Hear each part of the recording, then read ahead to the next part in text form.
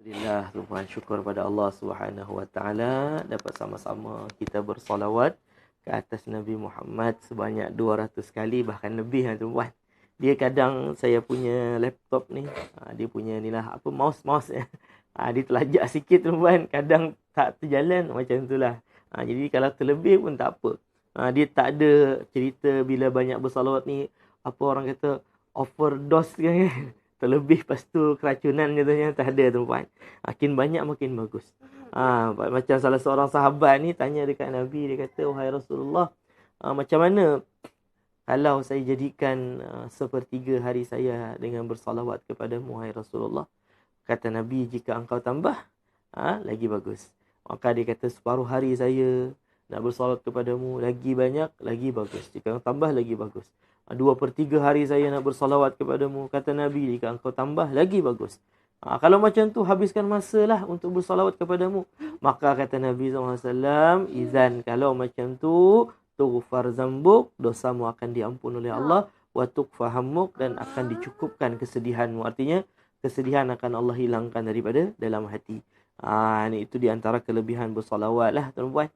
Baik, duduk.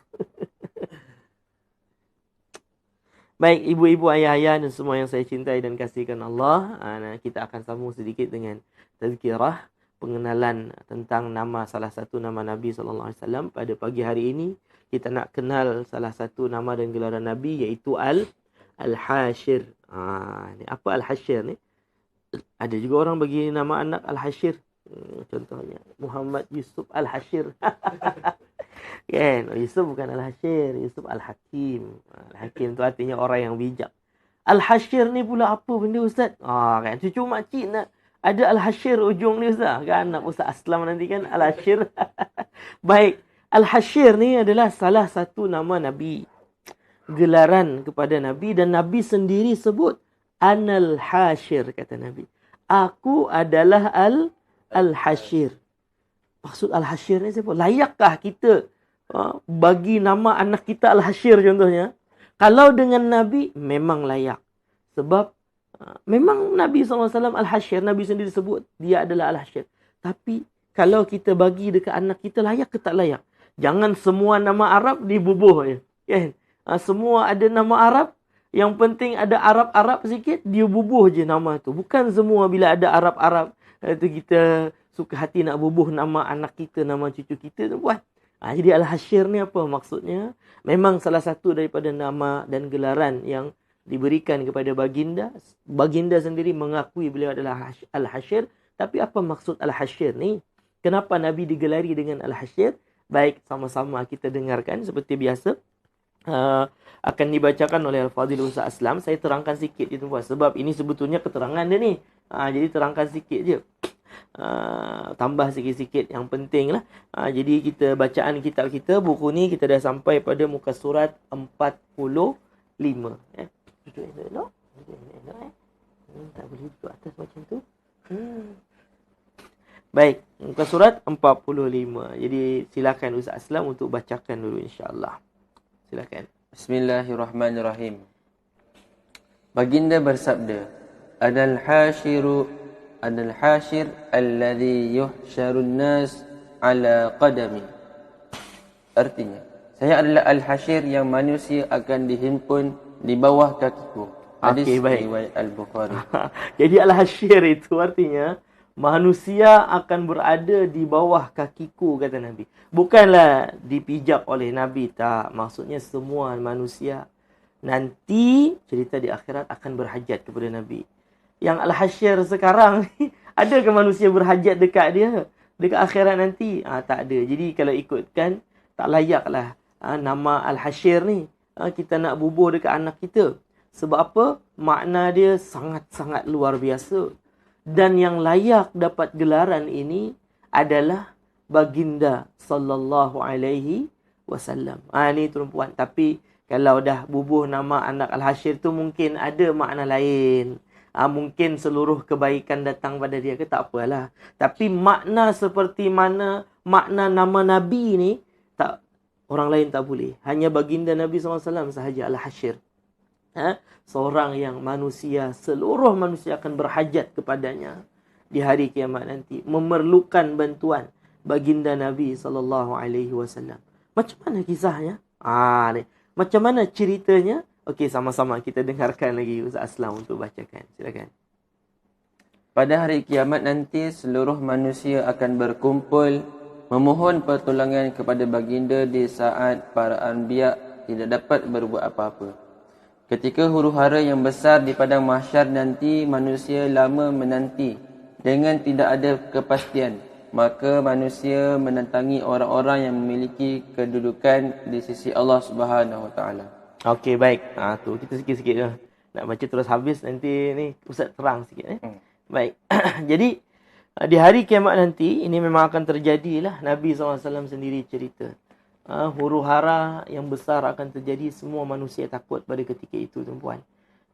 Jadi mereka yang takut dia tak tahu apa, manusia mati semua satu, kemudian akan dibangkitkan balik. Bila dia dibangkitkan balik, semua manusia daripada zaman Nabi Adam sampai ke manusia paling terakhir dekat atas dunia, semua dibangkitkan, dikumpulkan di tempat yang sama. Subhanallah. Kan kita ada perkumpulan 10,000 orang pun dah pening dah macam mana kan keadaannya. Ini kan lagi bukan 10,000 orang tu, berjuta-juta manusia daripada zaman Nabi Adam sampailah ke zaman Nabi Muhammad.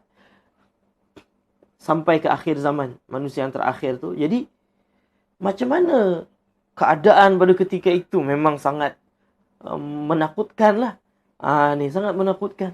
Lepas tu memang dah tahu akan ada nanti tentang apa? Tentang akan dihisab, akan melalui siratal mustaqim, amalan akan ditimbang. Semua memang akan ada. Tapi bila bermula ni? Bila apa orang kata nak proses ni? Semua manusia sehingga kan tuan, dalam satu hadis diceritakan bahwasanya yang orang-orang yang jahat, yang kafir, yang ahli maksiat pun berangan-angan, saya ni cubalah tolong diadili. Macam tu. Masuk neraka lah. Dia ingat masuk neraka tu senang. Sebab apa? Dia rasa di padang mahsyar ni sangat orang tak tahu nak buat apa. Nak pergi sana, pergi sini, tak tahu nak buat apa. Huru-hara luar biasa. Sangat menakutkan. Ni baru di padang mahsyar. Sehingga kan orang-orang kafir, orang-orang ahli maksiat tu, mereka kata, kalau orang ahli syurga, iyalah mereka nak diproses. Ialah sebab tak sabar nak masuk syurga. Ini orang-orang ahli neraka yang memang orang kafir, orang ahli maksiat, banyak dosa pun sampai berangan-angan. Apalah, proses je lah. Masuk neraka lah. Mereka rasa macam di padang mahsyar ni sangat menakutkan. Keadaannya macam tu. Padahal di dalam api neraka lebih lagi menakutkan. Kita nak tunjuk begitu besar huru-hara di hari kiamat nanti. Jadi, di situ semua manusia ada. Yang baik, yang buruk ada. Nabi-nabi pun ada. Jadi orang-orang yang cerdik pandai, yang sampai fikiran mereka berfikir, apa kata kalau kita dah jumpa dengan Nabi Adam?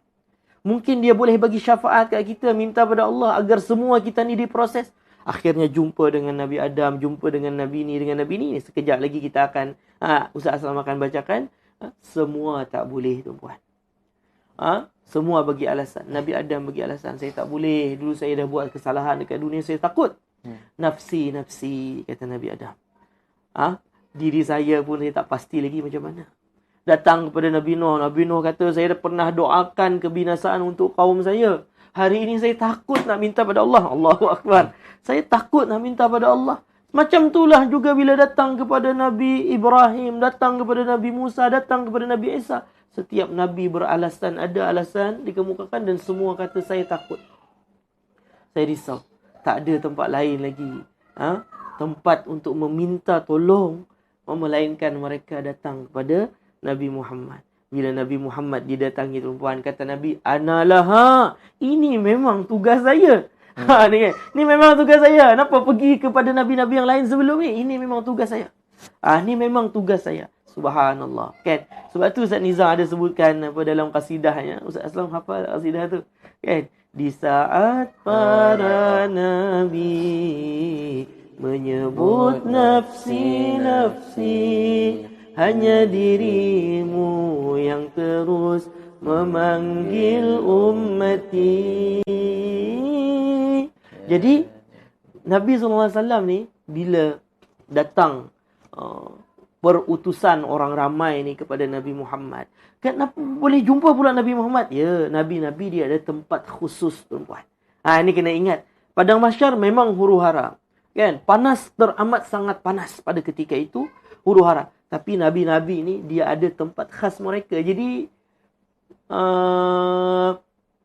orang ramai ni boleh datang kepada para Nabi. Bukan Nabi-Nabi saja kan? Orang-orang yang berkasih sayang kerana Allah pun juga ada mimbar. Ada mimbar-mimbar daripada cahaya di bawah naungan arasy Allah Subhanahu wa taala ni. Itu yang ada orang-orang yang berada di bawah naungan arasy Allah, yuzilluhumullah yauma la zilla illa zilluh, kata Nabi. Allah naungi mereka di hari tak ada naungan melainkan naungan Allah. Apa naungan ni untuk apa Ustaz? Sebab hari itu panas sangat.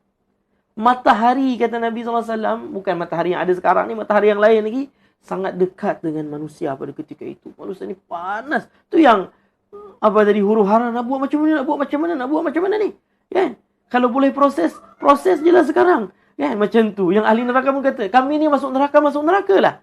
Macam tu. Sebab apa? Sangat menyakitkan. Tapi ada orang-orang yang berada VIP, yang berada di bawah naungan arasy Allah. Di antaranya Nabi-Nabi ni. Jadi mereka senang nak datang jumpa para Nabi ni.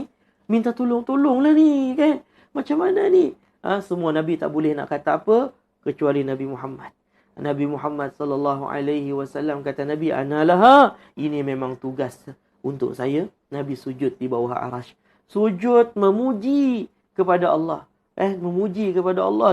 Memuji. Sehingga kan ini nanti akan ada di sini disebutkan kisahnya. Kita dengar dulu sama-sama insya-Allah. Ustaz Aslam tolong membacakan lagi. Silakan. Mereka datang kepada Nabi Adam. Nabi Adam tidak boleh berbuat apa-apa. Mereka mendatangi Nabi Nuh. Nabi Nuh pun sama, tidak mampu berbuat apa-apa. Demikianlah seterusnya Nabi Ibrahim, Nabi Musa, Nabi Isa, semua tidak boleh berbuat apa-apa juga. Sehingga mereka datang kepada baginda SAW. Mereka memuji baginda dan meminta agar baginda menolong mereka. Kemudian baginda sujud di bawah arasy, memuji Allah Subhanahu wa taala dengan pujian yang luar biasa. Begitu lama baginda sujud dalam memuji Allah sehingga Allah berfirman kepadanya, "Wahai Muhammad, angkatlah kepalamu, mintalah maka kamu akan diberi, dan berikanlah syafaat, kamu dibenarkan untuk memberi syafaat." Ni baik ibu-ibu, ayah-ayah semua. Itulah kisah dia. Bang Ucok lalu. Baik. Jadi semua pergi kepada Nabi-Nabi. Semua Nabi-Nabi tak boleh nak kata apa kecuali Nabi Muhammad. Nabi sujud di bawah arasy Allah. Memuji lama, memuji Allah. Memuji Allah dengan puji-pujian dalam keadaan bersujud. Sehingga kan Allah berfirman, Ya Muhammad, irfa' ra'sak, sal tu'tah, washfa' tushaffa. Wahai Muhammad, angkat kepalamu, bangun pada sujud, kata Allah. Irfa' ra'sak, angkat kepalamu, sal tu'tah, minta, engkau akan diberi apapun yang engkau minta. Washfa' tushaffa', berilah syafaat, maka engkau telah diizin untuk memberi syafaat. Subhanallah, itulah yang disebut dengan syafa'atul uzma, syafaat yang besar yang semua orang dapat. Dapat Ustaz, orang kafir dapat. Proses Nabi mohon pada Allah agar semua umat ni beri proses. Maksudnya amalan ditimbang, dihisap semua tu supaya yang ahli neraka masuk neraka, naudzubillah min zalik, yang ahli syurga pun masuk syurga. Kalau bukan Nabi minta, sampai bila-bila orang akan terjadi dalam huru-hara hari kiamat tadi. Demi Nabi minta. Itu yang disebut dengan syafaatul uzma. Jadi syafaat yang besar. Kenapa? Semua orang dapat. Bila? Ketika di padang mahsyar. Tapi kita bukan setakat syafaat tu dapat daripada Nabi. Ketika Nabi disuruh untuk mengangkat kepala ni tuan-puan. Sebelum Nabi minta yang lain-lain. Nabi minta. Suruh minta, engkau diizinkan untuk meminta, engkau akan diberi apa yang engkau minta.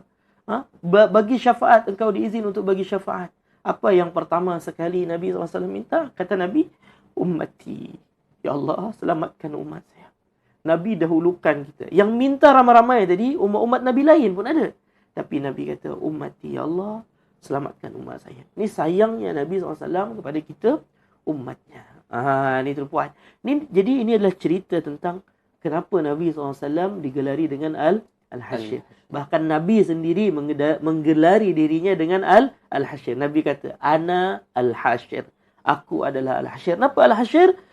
Alladhi yuhsyarun nasu ala qadami. Yang manusia akan dihimpunkan di bawah kakiku. Maksudnya apa? Manusia nanti akan minta tolong pada Nabi di saat tak boleh nak, Nabi-Nabi lain tak boleh nak tolong. Nabi Muhammad lah yang akan bangun menolong seluruh manusia sebetulnya. Dan Nabi khaskan ada satu syafaat untuk umat. Bahkan dalam satu hadis Nabi pernah menyatakan, kata Nabi, setiap Nabi ada doa yang akan diijabah oleh Allah. Dan setiap Nabi dah guna dah ketika mereka hidup di dunia. Kecuali saya. Saya simpan doa tu untuk kalian di akhirat nanti. Subhanallah. Kan Nabi-Nabi ni semua, dia ada doa-doa khas yang bila mereka minta, Allah akan kabul doa mereka. Macam mana Nabi Nuh minta pada Allah agar orang-orang kafir dibinasakan. Semua binasa. Semua Nabi-Nabi macam tu.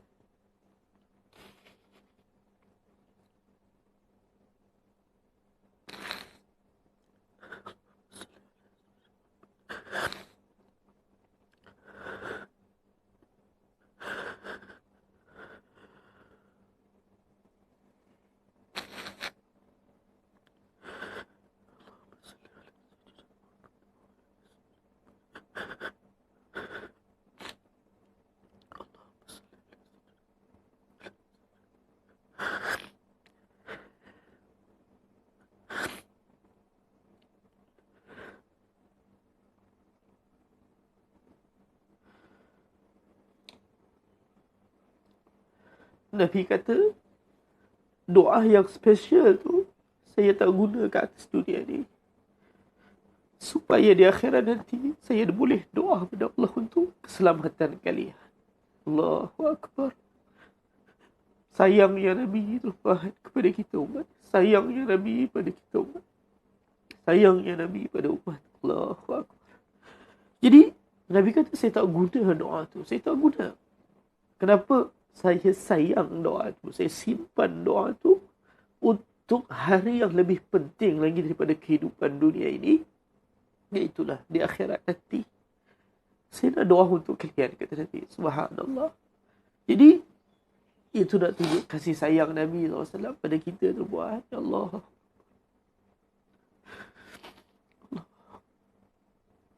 Allahumma salli ala Muhammad wa ala ali sayyidina. Baik, ibu-ibu, ayah-ayah dan semua yang saya cintai dan kasihikan Allah. Jadi setakat itulah dulu untuk penerangan kita tentang salah satu nama baginda Nabi SAW. Itulah Al-Hasyr. Tunjukkan juga begitu sayang Nabi SAW kepada kita umatnya. Wallahu a'lam bishawab. Baik.